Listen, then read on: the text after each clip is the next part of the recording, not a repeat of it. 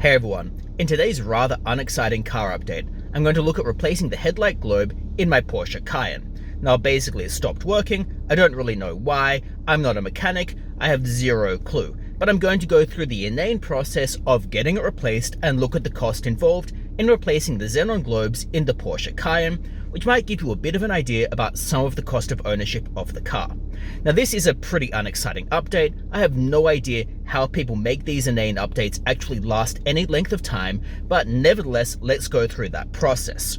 Now basically what's happened, as I've indicated, is the headlight has stopped working, rather unsurprisingly, and hence it needs to be replaced. Now basically I got a fault saying that there is some form of headlight control fault. I have no idea what that means. It could mean that the whole assembly needs to be replaced, or it could mean that maybe I just need to replace the globe.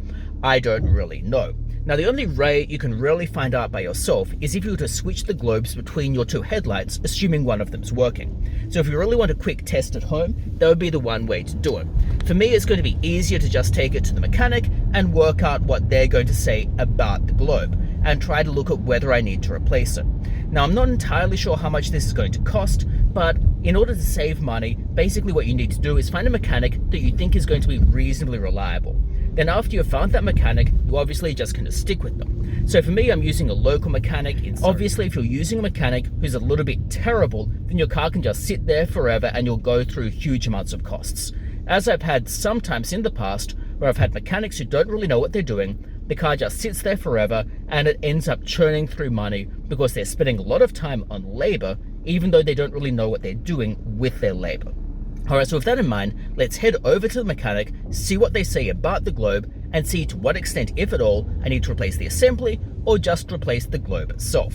Alright, so I've now replaced the headlight globe. The basic problem was that the globe wasn't working, so it wasn't anything particularly exciting, a rather uninteresting car update. The only really interesting thing is how much it's going to cost in order to do this. So basically it's going to be parts and labor to replace the xenon head globe. And in this case, the part cost about $150, give or take a little bit. The labor was a little bit under an hour, in part because the mechanic kind of needed to go through weeding out what the process was, what was wrong, and obviously needed to do the replacement, make sure it was working and the like. So obviously it didn't take an hour, but it took a little bit under that. So all up, it cost me about 260 Australian dollars to get this done, which wasn't a terrible price in the grand scheme of things when you're looking at the costs that some of these places can charge you, and to some extent the fact that they'll often overcharge you a little bit. So that's basically the process of replacing the headlight in the Porsche Cayenne, basically what you need to do in order to do this, and how much it's going to cost you.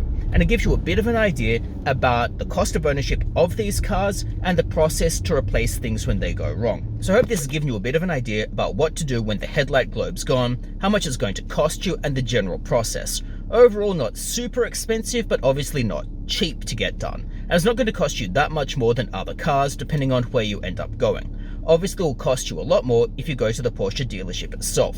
Alright, so that's our inane and uninteresting car update.